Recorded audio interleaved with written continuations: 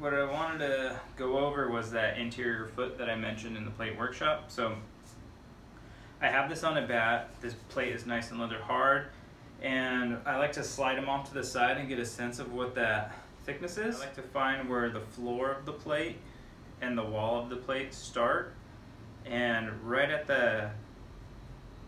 where they come together is where I like to make the mark on the underside for where the foot is going to be, the width of the foot is going to be, so that I know that my foot is supporting the wall of the pot and it's not going to just slump over. So depending on how thick you were throwing, I always err on the side of caution, and I go about a 1/2 inch thick bottom so that I could actually trim a nice deep foot in my plates. I like the look of a nice deep foot.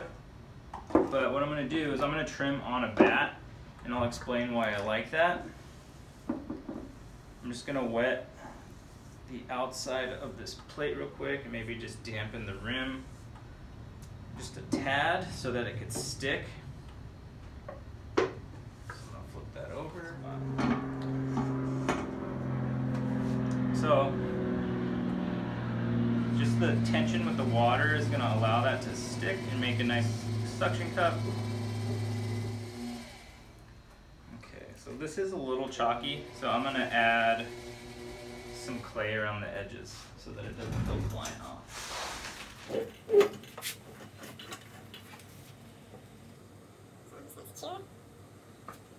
So the reason I like trimming on a bat is so that I could lift up the whole bat without accidentally warping my plate.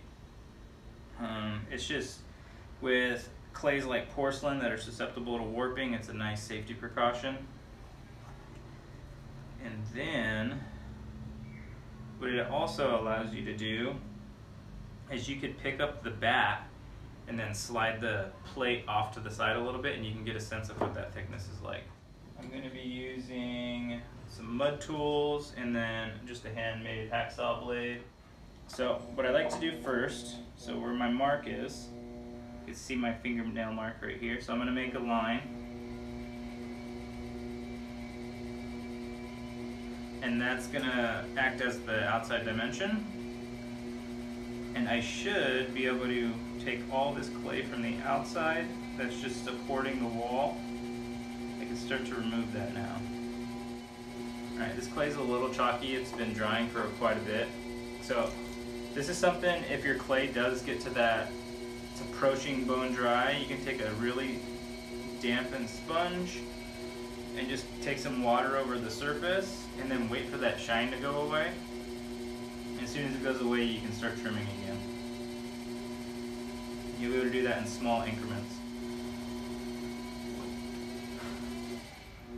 Okay, so once the outside foot is finished, now I'm going to move on to the inside. Since this is a full-size dinner plate, I am going to have that secondary foot ring in the center. So what I'm going to do, so that I don't forget anything, is I'm going to set a dimension. And the way you could do this, you can have the bottom as just a little button of clay right in the center, and that's what is left unglazed, and it's just a nice small circle that goes there, or you can have an entire foot that's in the middle too. So it's really up to you to decide what you like better. I'm going to do for this one just a small button of clay. So what I'm going to do is just mark that diameter right away, and then I'm going to mark what's going to be the interior of my foot. And then now I can just trim away everything that's in the middle and just leave this little button.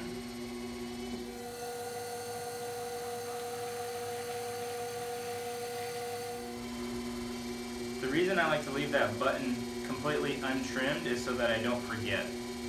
It's really easy to forget how deep you're going down if you don't give yourself an actual mark there that indicates where you're going to stop trimming. If this button ends up being too tall and it's taller than my foot, then I can always take it down. But it's really hard to gauge how much clay you've taken from the center if you don't leave that there. So I'm going to use that as a guide. Again, going on the principle, if I have a 1/2 inch thick floor, then I can trim a 1/4 inch down right in the center. so I can get that depth taken care of right off the bat.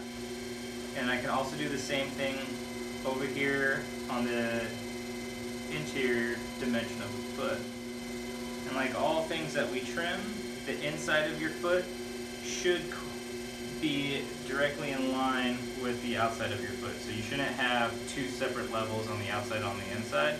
You can also get in the habit of trying to listen for your thickness. So if I tap this right now, it's got a nice hollow sound. And it gets a little more doled out towards where the foot ring is. That's because there's just more clay mass there. So I know that I could probably take off a little bit more here, but not as much on the center. So I'm just gonna worry about smoothing this whole thing out. I'm not gonna go any deeper than what my initial mark is, and then I might take it down just a hair deeper on this inside edge. So if you notice with this button here, since I didn't trim anything off the top of it, I have an actual measurement of how deep I've gone down and how much material I've removed. It really does help you keep a nice even floor. With plates, what's really common is once you start trimming from the center out, you don't really realize how far down you've gotten. So it's a nice indicator of letting you know whether or not you can go further. Now that I have a straight edge, what I could do is span from either side of the foot over the center button, and I can see if I'm too high or not. So if I do this, there's a little bit of rocking happening. And that's telling me that my button's just a little too tall. So I'm gonna slowly take that down.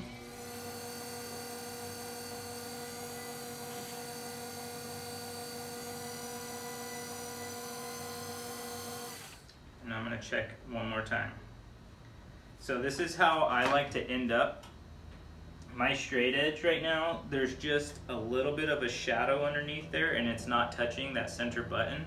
And what that might account for is if this does move, it's gonna move down just enough to where that button is touching.